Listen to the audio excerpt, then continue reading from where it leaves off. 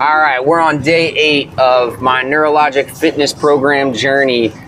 Today we're doing another rehab day, which will be a lot of the exact same exercises with a big emphasis on my ankles and feet. Now, one of the things I wanted to point out that has been really interesting to me is I'm only 8 days in, and I typically do a pretty lengthy mobility routine. Part of it is because I need to get warmed up, but the other piece of it is I do enjoy it, so it's not to say that it's all for a waste.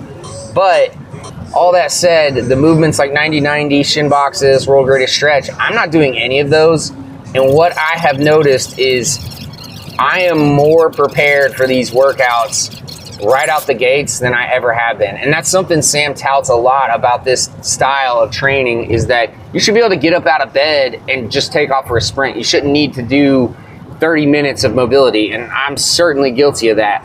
So that's the biggest thing from a physical perspective I've noticed. The other piece of this that I've really enjoyed is just the way it's programmed and laid out. And that's one from a client perspective. I like that I always feel prepared for the next set of exercises based on what we've done prior. But from a fellow trainer perspective, it may be basic to some of you because there's some pretty advanced people that follow me. But at the same time, I like how he lays this out because this is a really good tool and outline for me to utilize in my own programming. For example, sometimes I get caught up on where to put what, and I like that I've worked through doing ISOs at the end, and that's something that I really want to start incorporating more with my clients, is including these long duration ISOs.